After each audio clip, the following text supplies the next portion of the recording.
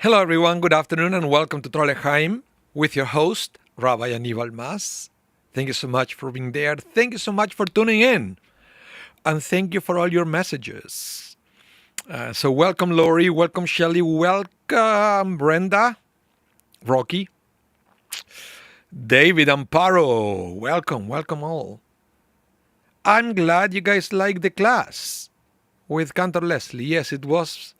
It was a lot of fun also putting it together. Going through all the music that we have for those five composers and selecting only 10 and then a couple of what we call it bonus tracks. So yeah, it was interesting. Hopefully I will convince people here at the office to make it public soon. So everybody will have access. The audio online wasn't the greatest. In the chapel it sounded good, but online it was a little bit of a hiccup, at least at the beginning of the class. Then it went. I understand it was better later on. So, Brenda, anxiously waiting for the next one. We are thinking because we want to do probably another five composers. So that will make it interesting. And maybe after that, another five composers and so forth. We have so many wonderful composers in the Jewish world that we have material for many years to come. By the way, cheers. Double espresso today. This is dangerous because I already had another coffee before, so I'm doing it for you guys, just to have coffee together with you. So if you're having coffee with me, please let me know what kind. What kind of coffee. Don't worry, Lori, you missed the class. Many people missed the class, but it was all recorded, and the material is on PDF. So what we are probably want to do is eventually we're going to make it public, and if anybody needs the PDF, we'll probably ask people to send us an email, and then we'll send the PDF back with all the music. That would made the class also super special because it wasn't just for us performing, but we were explaining about the life of the composers, but also we provided with all the written music, the lead sheets for each one of the prayers, which is some of it, it was written specifically for the class. There is lots of oral tradition around in Jewish world, so sometimes I have fun notating all this music, so it's there for everybody who'd like to do it, because I reward people who love Jewish music. What do I say with that? I know many colleagues that if you ask them, do you have a score of this song, and they will charge me for it. They will charge me for it. I never done that. If I have it, you want it because you love Jewish music, you want to do it, it's yours. Music is to be shared, especially the Jewish world when we can't be petty in the Jewish world with the music. We have to be generous. So Jewish music could be well and alive and preserved from generations to come. So yeah. Welcome, Holly.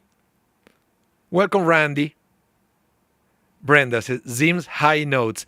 I know, it's if you come to the cantorial conferences, which I went to many of those, the high notes of Sol Zim are usually part of the jokes, right? But I think they're jokes motivated by envy, because the guy has an incredible high range. Welcome, Julia. He has an incredible high range. You got to remember, he was trained as an opera singer, and when he came to Winnipeg, he said something very funny because he speaks a lot in Yiddish. So he was telling his story on how he was trained as an opera singer, and he wanted to be an opera singer, just like Richard Tucker, for example. That Richard Tucker was a famous tenor at the Met. He was like an opera singer, but also once in a while, because of his love of cantorial music, he will serve as a cantor, maybe for the high holidays here and there. So Sol Zim tried to do the same at the beginning. And then what he said here at Share Zedek from the stage And it was very funny the way he said it. I cannot say the way he said it because he said it in Yiddish, even though then he translated it. He said, I decided that you cannot be an opera singer. And then whatever he said it in Yiddish. He said, because you cannot make a buck with these darn Italians. That's the way he said it. And when he said it, it was very funny because it was Sol Zim saying it. So he realized that he had no future in the opera world, and he decided to embrace his career as 100% cantorial. He will sing opera here and there, but as part of his cantorial concerts, not specifically about, on opera stages. So, David, you said you have a great high range also. Oh, thank you. I use it once in a while. I did. Maybe one day I should talk about this because I took many singing lessons for many years in Argentina and in Chile, and they were terrible. I mean, now I know that the teachers were not good. When I thought I was singing properly, I was not, and I was damaging my vocal cords. And then I discovered other, and I tried other in-person teachers here in Winnipeg. Bad experiences. I was finishing services with my voice tired. Sometimes I couldn't do anything. I couldn't sing above G sharp. I would have to yell an A. And I was thinking, that's not right. I'm a tenor. I should be able to hit higher notes. And then I discovered some other great vocal coaches online. And I learned from them. And then let's say, it's not that I never had the high range.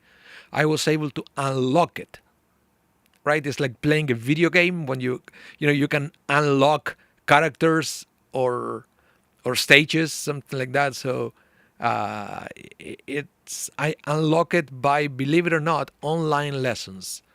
None of my in-person teachers were able to teach me how to do that.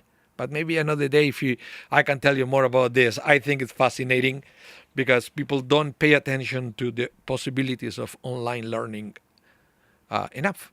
I think it's great.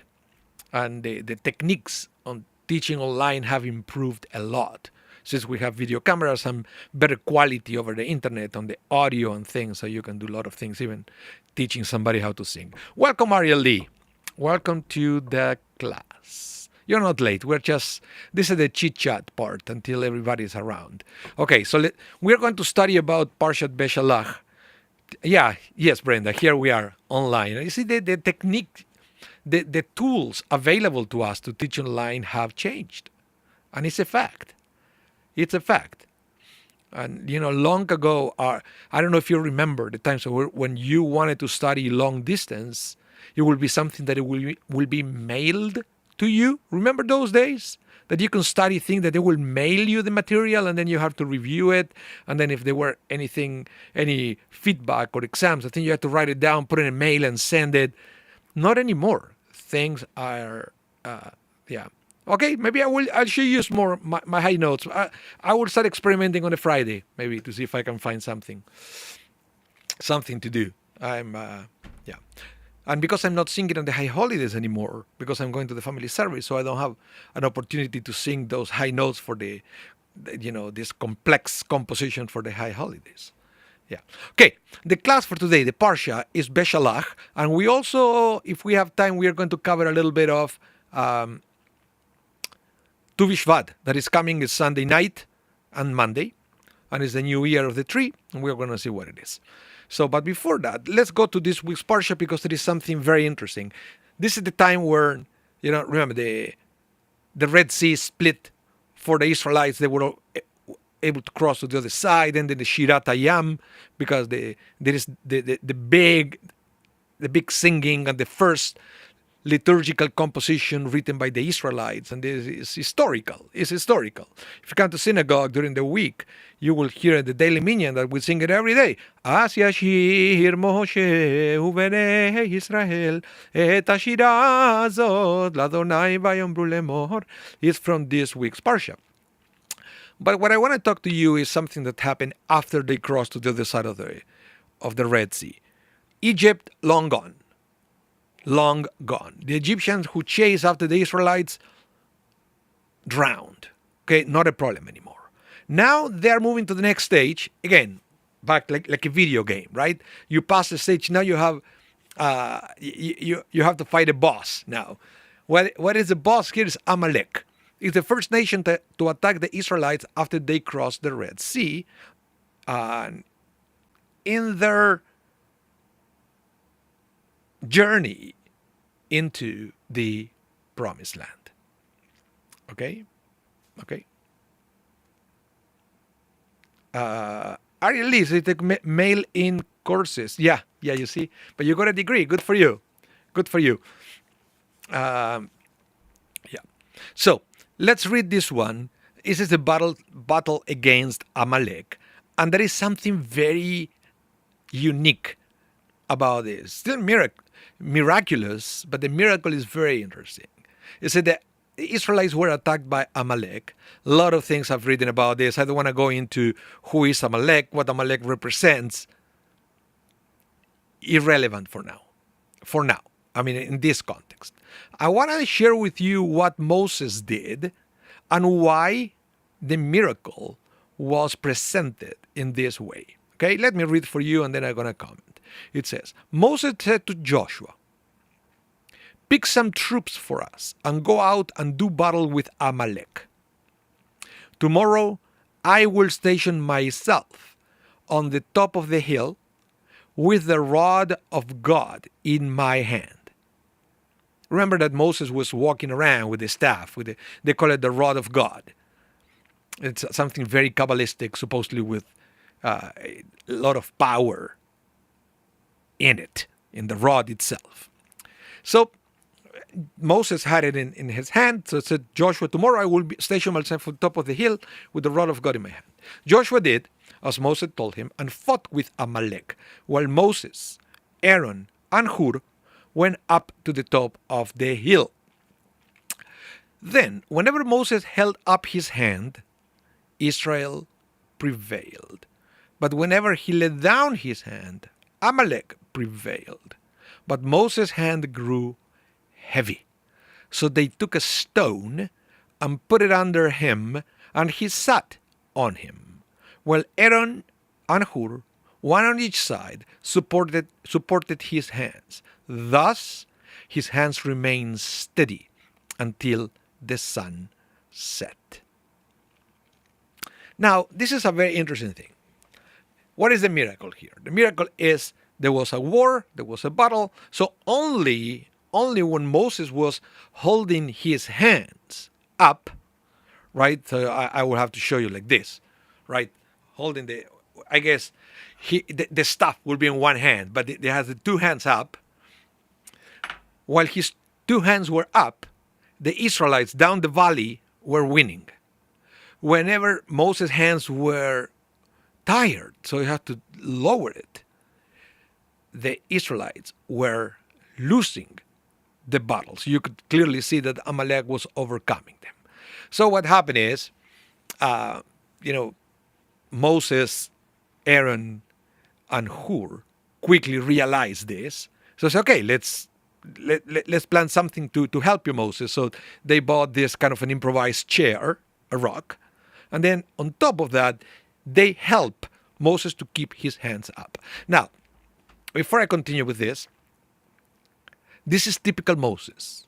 Moses, we are going to learn even within the next parsha. Moses didn't like to delegate.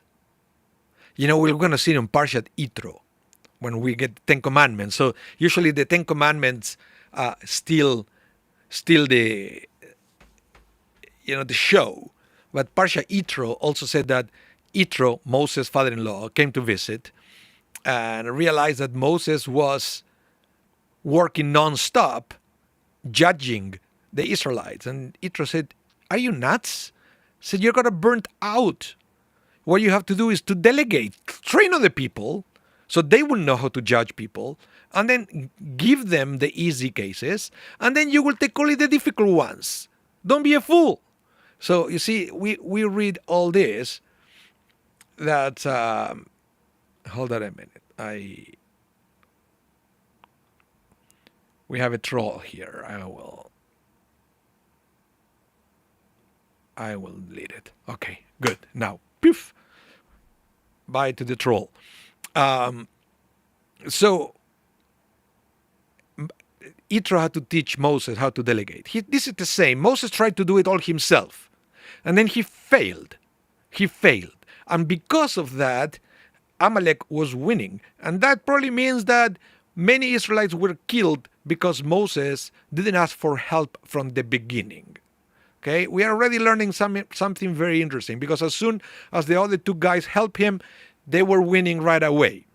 So sometimes we feel like Moses, that we can do everything by ourselves, and we don't ask for help until it's too late. And then, of course, we get help, we can fix it. But why do we have to fix it if we can be more aware of our limitations, if you want to call it, from the beginning, and we ask for help early on? Moses learned it the wrong way, but I guess he learned it. I guess he learned it. Between this episode and Yitro, Moses eventually learned to delegate, and that was probably part of his own character development that at the end of the day was going to be also necessary to empower Joshua to be the first leader of the people of Israel. Okay? Just saying. Those are a few things that we learn. Now, what else do we learn from here? If you come to synagogue on Saturday morning, you will notice that always we have a Torah reader and two Gabaim. We have two helpers, one at the right, one to the left of the Torah reader. Okay, that format is coming from this episode. So you have the Torah reader representing Moses, and the two Gabaim, the two helpers, side by side, are representing Aaron and Hur. I don't know if you ever noticed that. This is the reason why we have the two people side to side on the pulpit, because of this story in this week's parsha, by the way. Lori, you said it's hard to ask for help. Not everyone is capable of discernment, or they just refuse to use it. Yeah. So, and Shelley, you said ego. Yeah, but this Moses is interesting, because not every case of somebody who refuses to delegate, not everybody are coming from a place of ego. Sometimes it is, most of the times it is, but sometimes it's not. Sometimes is, maybe you're so humble that you don't want to bother somebody else. Or maybe you fail to assess the situation. It could also be that maybe, you thought well, but you were mistaken. Maybe Moses thought the battle wouldn't take that long, but he made a mistake. Whatever it is, he learned the lesson here. Now, which is also interesting, and we're going to see it in a minute, is that the rabbis are debating on how long Moses was able to hold his hand up in the air before he was tired. Do you have any guesses? Any guesses how long Moses was able to hold his hands up? I will give you a minute to answer that question. I know, don't Google, don't do anything. Try to give me your best guess on how long Moses was able to hold his hands up before he got tired. Okay? I need you to answer that question. Rocky, so the ability to delegate is a leadership quality. Not all leaders have it. I know. It's true. In fact, most leaders at the beginning don't, but again, they don't do it, can come from different places. Could come from a place of ego, could come from a place that, they don't want to bother somebody else because they appreciate somebody else's time. Or it could be also an error in the assessment of the situation. And I'm pretty sure there are different reasons not related to ego. So if anybody has other reasons that you may think that they are not related to ego, please let me know in the chat. Okay, Brenda said 2 hours. Just a guess. Okay, 2 hours. Wow. Wow. David, you didn't know about the Gabaim. Now you do. Now you do. That's why we always need to. Yeah. Yeah. Anything? Any other guesses other than the 2 hours?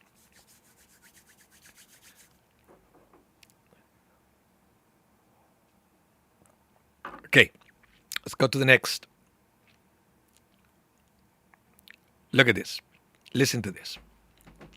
According to the plain meaning of the text, it was simply physically impossible for Moses to maintain a posture with raised hands all day long. Whenever he was too tired to maintain his posture, the battle tended to favor the Amalekites. This is why he commanded Aaron and Hur to assist him in maintaining the posture with his hands raised in support of his prayer. Okay, so what Rabbi Stensal says that basically the hands up in the air were Moses' prayer to God on behalf of the Israelites. So while Moses was praying to God, the Israelites were winning. Okay? So, but listen to this. According to the Midrash, Sefer HaBa'ir, which is a Kabbalistic work, by the way, where the question is asked rhetorically whether Moses' hands determined the outcome of the battle, the answer given is that Moses was not suffering from physical fatigue, but that it is forbidden for any man to keep his hands outstretched in prayer for 3 hours or more without a break. Have you ever seen that before? Randy, you said 3 hours. Okay.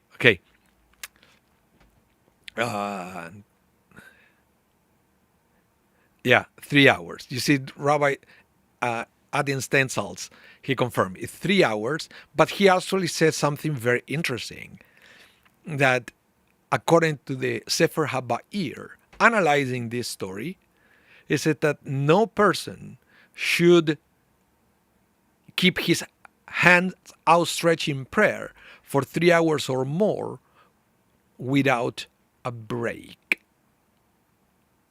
Interesting. Felix, it's 15 minutes due to blood flow. That's a very interesting thing also, as well. So I don't know why here they have the 3 hours. I don't know where this come. But now look what the Vilna Gaon learns from that same episode. He said, one must not pray any given service more than 3 hours. Which I guess not too many rabbis listen to the Vilna Gaon, because we all know that sometimes in the synagogue the services are way longer than 3 hours. But it's interesting that they learn also from the episodes of Moses and the battle against Amalek that no service should be longer than 3 hours. It's one of the lessons. It doesn't mean that this is halakha. It's not Jewish law, but it's the recommendation. Is that, look, if Moses couldn't do it, we shouldn't do it. Who are we compared to Moses to be there praying for more than 3 hours? So that is one thing that we do. Now the 3 hours mark is very interesting. I remember, and I mentioned it during the class that we did with Cantor Leslie on Monday. The Danish Prager, when he came to Winnipeg, he said that he goes to a Reform shul, and he also gave the 3 hours mark. He said, in my shul, we pray for an hour, we study for an hour, and we eat for an hour. That is, again, the 3 hours mark. And he was saying that, and he quoted some kind of statistics, which I don't have the data to corroborate and to say, hey, you're wrong. I don't know. He was saying that 3 hours is the max that the average person will give you for services. I would say he's wrong, and in this day and age, the max is 2 hours. Okay? After 2 hours, people start getting antsy. And in the sweet spot is usually 90 minutes. It's on a Saturday morning, it's almost impossible to achieve, but I'm just saying. And then what happened, and this is something I remember talking with, Rabbi Pinsker when he was here, and he was mentioning also the 2 hours the 2 hours limit for people. That was his own experience, the 2 hours. And he told me once, he said, look around. If the service is 3 hours, you will see that most people will come an hour after the service already started. Why? Because they give you 2 hours. That's all they give you. So he was saying there is no such a thing as of a long service. If a service is too long for some people, all they're going to do is they're going to skip the first hour. And they're going to come for the last 2. And that used to be true 20 years ago at the Shaarei Tzedek, when the services used to be 3 hours. If you come at the beginning of the service, nobody will be there. It will be, if we were lucky, a minyan. But then, halfway the Torah service, boop, it was packed. Because people will give you 2 hours. Interesting. But I mean, to me, it's even more interesting that it's somehow connected to this week's parsha when the Midrash connects prayer with the 3 hour mark, and it says you shouldn't go beyond that, because what happens is sometimes it becomes meaningless. You defeat the purpose. You come to shul to create something. You come to shul to get inspired. You come to shul to get uplifted. But then, if because of the length of the prayers, you don't, or you it's not you get it, you got it, but not because of the length of the prayer, you start losing it, then it defeats the purpose. So it's interesting yeah, you see at Shaarei Tzedek right now in this day, the services are 2 hours long, and I think it's a beautiful sweet spot that we were able to find. Yeah. Any comments about this? Any comments about this? Now, I will go to the next one, and then I want to mention something. Now, there is another thing here. This is more interesting. They took a stone and put it under him. That's what the parsha says. Now, Rashi says, he did not sit himself upon a cushion or a pillow, for he said, Israel is in tribulation. I will be in tribulation together with them. So here Rashi is, of course, quoting the Talmud, but he is praising Moses as a leader. And then, okay, we know that Moses had many good characters or characteristics as a leader of Israel. But here what he's saying is like, some leaders, they use their influence, their power, their privileges to have an easier time than the common people, right? And don't think about synagogues now. Think about any other organizations and governments and things, right? That we see it all the time, where people in many countries, people are oppressed and suffering, but the leaders are living a comfortable life because they use their power for themselves. So the fact that the Torah mentions specifically that they didn't put a chair under him, because it's Moses. Somebody could have said, hey, send somebody with a chair. Moses is getting tired. No, the fact that the Torah specifically mentioned that it was a stone, according to Rashi, is that the Torah is trying to make a statement here. That Moses, even though he was not down there physically fighting the Amalekite, it doesn't mean that he will be there comfortably sitting on a cushioned chair while the others were fighting and risking their lives. So the fact that he got two people helping him, it was a need. He physically couldn't hold his hands up anymore.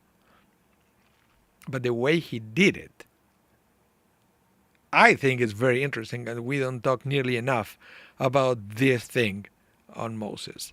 Yeah. Hello, Janet. Oh, you're never late. If you missed the first part, remember, this class is going to be rebroadcasted tonight at 8 p.m. Central, if you want to repeat it from the beginning. So, yeah. So, any comments about this? I want to know what you think, guys. Lori said, did we schlep chairs around in the desert? Probably not chairs, but at least they could have mentioned a cushion. They have cushions back then. So they could have said they put a stone on the cushion so Moses' tush will be nice and comfortable. He wouldn't have to feel, pain after. But the Torah doesn't say that.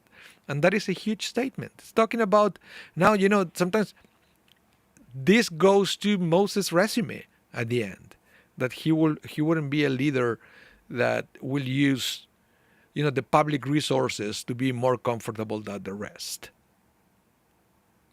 That is a lot. Let's continue. Now, and there is something else that I wanted to talk to you. I will mention, let me read it and then I will mention what I wanted to say. Hi, Glenn. Welcome. He said, I read this morning they held up the arms until sunset. Yes. And why sunset? That's what I want to mention now. He said, his hands remained steady until the sun set, because the Amalekite had calculated the hours by astrology, it says. Okay?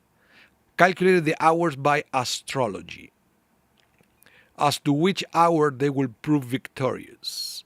So Moses held back the sun against them and brought the hours into confusion. I want to talk about this astrology thing in a minute. Let's see, Rocky, what he said. Moses struggled to appear as a common man is interesting. He was, after all, the guy who had Hashem's ear. Let me do it here. Now, Rocky, let me tell you something that to me is one of the most underrated verses in the Torah. And it's when Moses gets accused of being a bad leader. Remember when Korach tried to gain the power, and Korach and his followers accused Moses of being a bad leader. Moses could have said, because Moses was very upset for that accusation, but Moses could have said, who do you think you are, Korach? God talks to me. But no, what Moses said to God, he said, why are they complaining to me? I haven't even taken a donkey from them. What kind of excuse is that? I haven't even taken a donkey from them. Isn't that interesting? Because Moses it looks like he was very conscious of not taking personal advantage of the people, and never be above them. The fact that he had Hashem's ear was Hashem's decisions. Remember that Moses always avoided God. And then, when God said to Moses, you're going to be the deliverer, and Moses said, who am I? I can't even speak correctly. It's interesting. Moses always, he didn't want to do it. That came from a different place.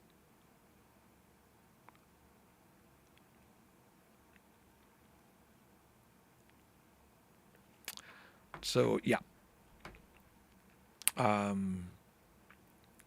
So Rocky, if you wanna comment about this, I would like to hear your insight. Okay, so give me a minute here.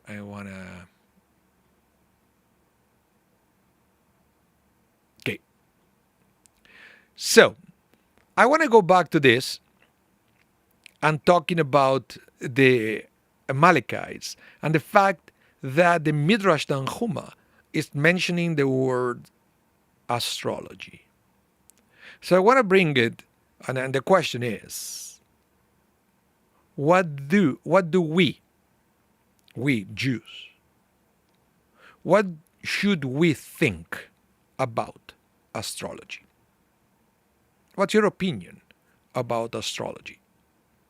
Because here it looks like Moses said, oh, really? You think you're figured out by astrology? Take it. and then they made it, Moses showed them that means nothing, the astrology, because it's going to be whatever God wants it to be. So basically, Lori, is the calculated time by astrology? No, it looks here, the Midrash says that the Amalekites calculated by astrology, not the time, but the fact that they were going to win by sunset, which didn't happen, right? Which didn't happen. So the question here is, what do we think about astrology, or even better, what should we think about astrology, regardless of what we think now? Do you think astrology is something that we Jews should take seriously, or you just said, I will leave that to the Amalekites?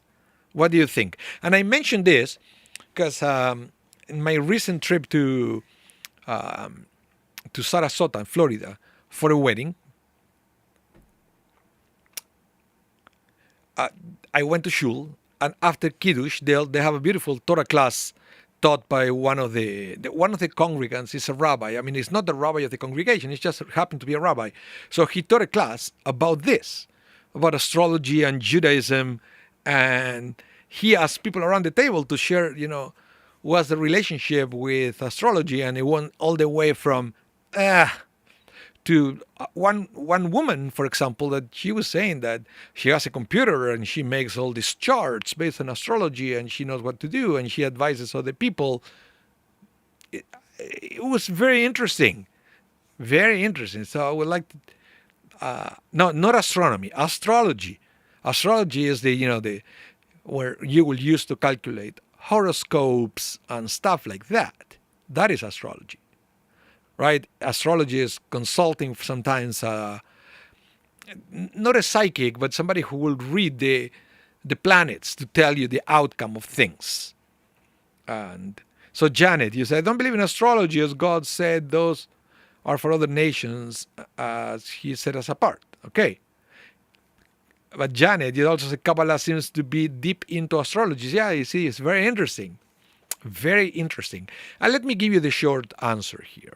The short answer is, in traditional Judaism, astrology is present. It's present.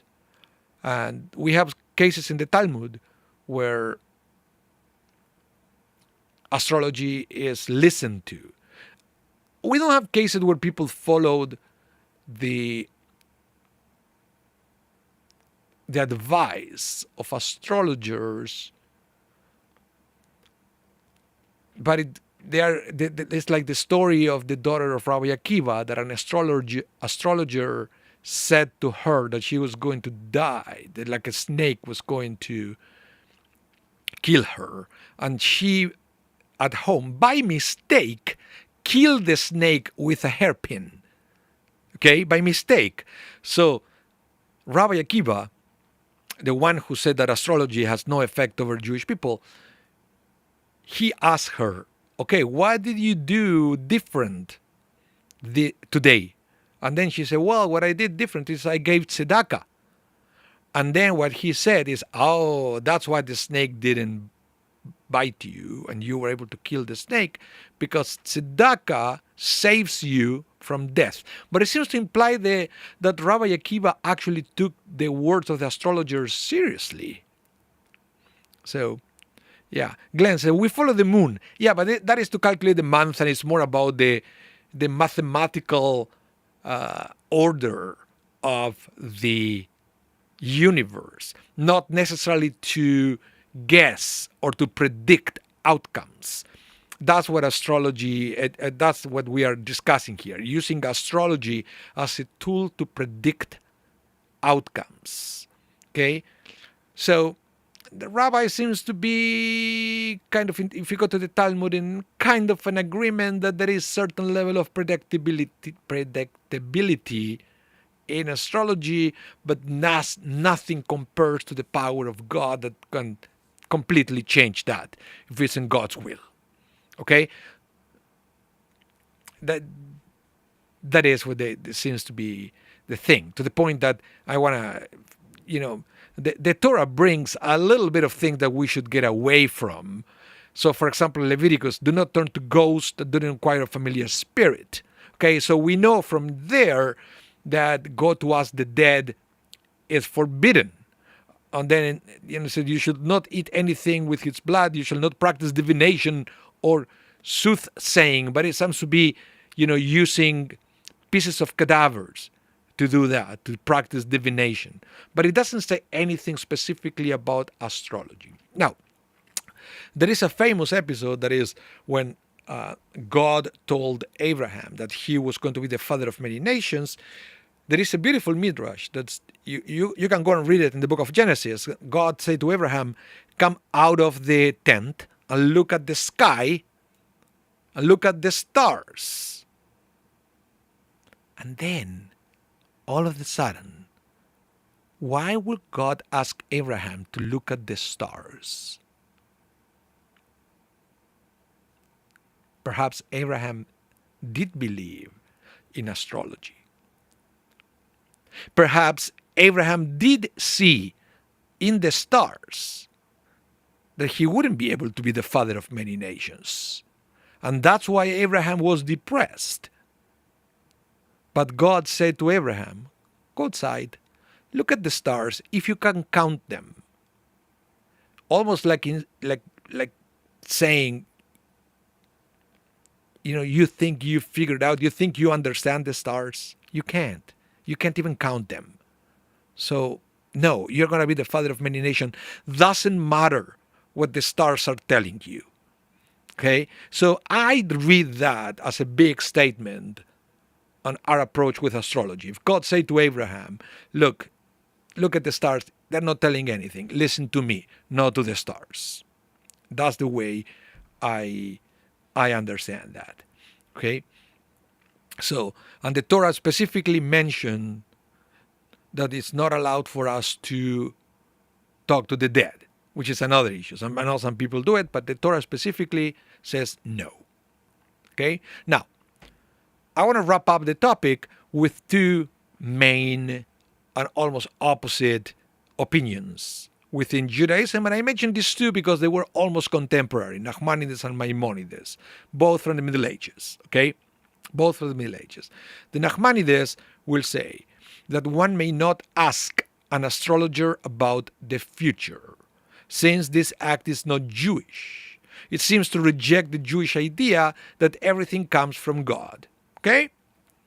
But that a pattern of predictability does exist. Thus, if a Jew happens to overhear a prediction or information from an astrologer, just the way Rabbi Akiva did, it's not that Rabbi Akiva went and asked an astrologer, but he heard an opinion of an astrologer that his daughter will be bitten by a snake. If you happen to hear that, said, why may indeed act upon this prediction? Okay, that was Nachmanides. Now, Maimonides emphatically disagrees with all of the above explanations and rejects any validity at all to astrology. He said that he who believes in astrology is an ignoramus and a fool. Therefore, while it seems that most authorities believe in some sort of astrological power, there is a fine line between believing in this and then believing in a power other than God. However, it is clear that a Jew may not consult an astrologer or medium on a regular basis. What's I mean a regular basis?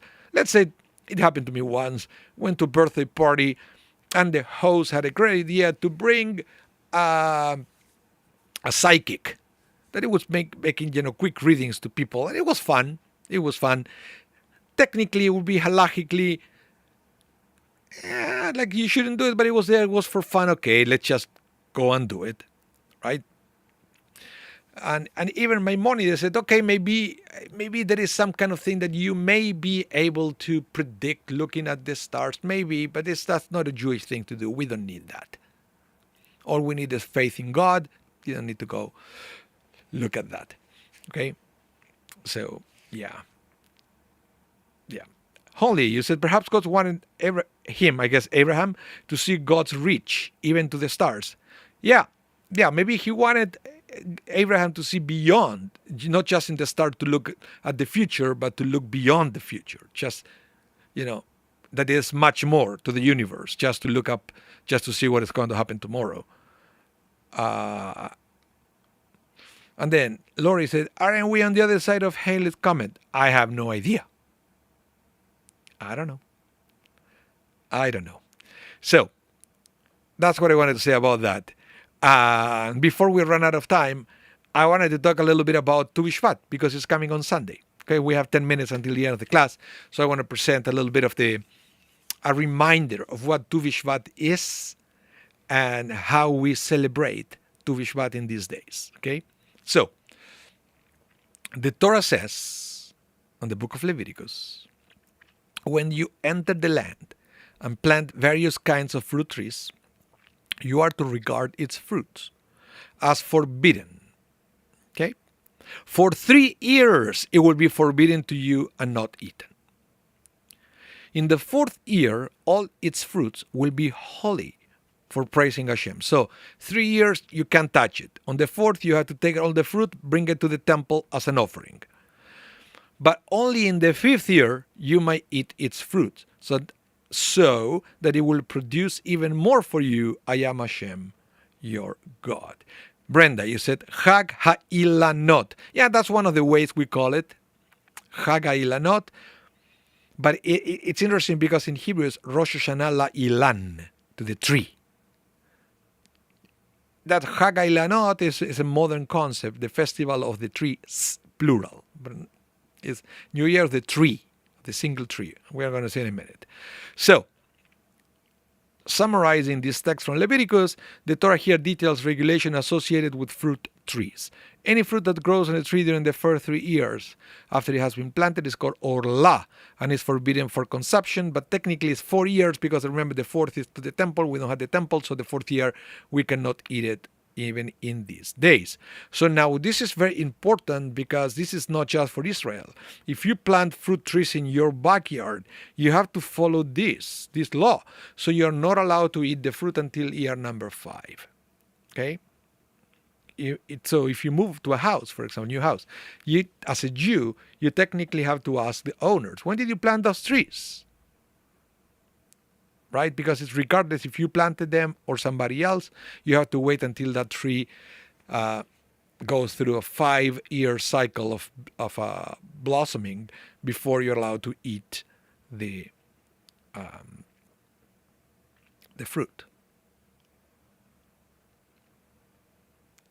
Shelly Chochinov, great to be in Eretz during Tu Bishvat. Yeah, but the weather is nicer there also. Okay, so this is the thing. Now, the problem with this verse in Leviticus is how do you calculate the 5 years? Is it from Rosh Hashanah, which is the rabbinic calendar? Is it from the biblical calendar, which is Nisan, the month of Pesach? Is it when you planted, when you put the seed on the ground? Is it based on the first time that you can see a fruit on the tree? All very good questions, right? So what happened is, my understanding, Glenn, is all the fruits. So the Mishnah will say it's not so easy to calculate years in Judaism because depends on where you're counting, you're going to use a different calendar. Okay? So the Mishnah will say there are 4 new years actually. One is the first of Nisan, the month of Passover, is the New Year for king and for festivals. And we still use it. The rabbis still use Nisan to calculate all the festivals from there. Okay, they are all related, all connected to the Passover. So then you have the first of Elul, New Year for the tithe of cattle. Okay, all related to the temple, this of course. Then Rabbi Eliezer and Rabbi Shimon, however, place this on the first of Tishrei. Now, the first of Tishrei, as we know it, is the new year for years, and for the sabbatical and jubilee years, for planting and for the tithe of vegetables. Now, again, Tishrei is when the year changes number. We are 5786. Next first of Tishrei will be 5787, and so forth. Okay, so far we have these different new years. But then on the first of Shevat is the new year for the tree, according to the ruling of Beit Shammai. But Beit Hillel, however, placed it on the 15th of Shvat, Tu Bishvat, which is the way we do it in these days. Okay, so who won, Hillel or Shammai? Of course, Hillel. And thus we have the new year for the tree on the 15th of Shvat. That means that we count 5 years from Tu Bishvat. How? That was the Mishnah. Now we go to the Gemara, the discussion about the Mishnah, and it will say, rabbis taught, if the fruit of a tree blossoms, not when you plant it, blossoms, the first blossom, before the 15th of Shvat, it is tithe for the outgoing year. If it's after the 15th of Shvat, it's tithe for the incoming year. So you count. I'm not specific about things and the melon, pineapples, and things that are in the ground. They may be tithing with the first of Tishrei, that is New Year for vegetables. I'm not an expert on agricultural laws because many of these things don't apply for us, but it's the one for the trees specifically. It's the 15th of Shvat, and it's from the first time that it blossoms. You count 5 years before you can eat the fruit. Okay? So, now, as you can see, and I will read this, and we're probably wrapping up the class, Tu Bishvat is technically not even a festival to begin with. It's not a festival. It's not a holiday. And it doesn't have much to offer us now that we don't have a temple anymore. Nevertheless, it was reinterpreted from generation to generation in many different ways to keep it relevant for contemporary Jews. Let me give you one example on how Tu Bishvat was kept alive by reframing the meaning of the date. Listen to this. It is not called the Rosh Hashanah for the trees, but for the tree, singular. Whenever the word tree is used, it always refers to Torah, which is called Etz Chaim, the tree of life. Also, the Jewish people are referred to as apples hanging on the tree in the orchard. The tree here referring to God himself. Therefore, Tu Bishvat is also the celebration of the unique and intimate relationship the Jewish people have with God and a day to pursue that closeness. As you can see here, according to this rabbi, Tu Bishvat for the modern day has nothing to do with the land, nothing to do with physical trees. And according to this rabbi, Tu Bishvat should be a special day for the Jews because it celebrates the unique relationship between the Jewish people and God and between the Jewish people and the Torah, specifically the Torah, because the Torah is also an etz, a tree. Etz Chaim is a tree of life. Now, it's not a coincidence that the rabbi who suggested this, Rabbi Zadok Cohen Rabinowitz of Lublin, from Poland, lived in a time where the land of Israel was not an option. And people in that generation, they didn't even imagine that 50 years later, Jews will be allowed to come back to the land of Israel. And the whole connection of Tu Bishvat with the land made all of a sudden sense again. Right? But we are talking about a group of people, a group of Jews, like Rabbi Tzadok Cohen Rabinowitz, where they decided to drop altogether the connection with the land, and all of a sudden, Tu Bishvat is talking about the Jewish people and the Torah, right? But we also have, let me give you an example now of this. Rabbi Yehuda, the son of Rabbi Shimon, began, after the Lord your God you shall walk, and unto him shall you cling. Is it possible for a human being of flesh of blood to rise up to heavens and cling to the divine presence about whom is written, for the Lord your God is a consuming fire? Rather, just as from the beginning of the world The Holy One, blessed be He, involved Himself only in planting. Why? Because Genesis says, and the Lord God planted in the Garden of Eden. So too, when you enter into the land, involve yourself only in planting, as it is written in the book of Leviticus, when you come to the promised land. And then Rabbi Yochanan ben Zakkai was known to say, if you are holding a sapling in your hand and someone says that the Messiah has drawn near, first plant the sapling and then, and only then, go greet the Messiah.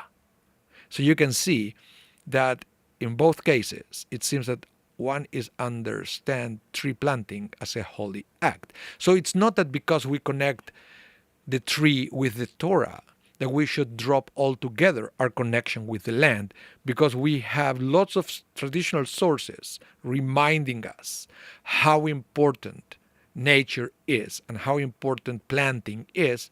And that's why Tu Bishvat also has for us a reminder of our responsibility to nature and to trees and in this day and age, also to the connection with the land of Israel.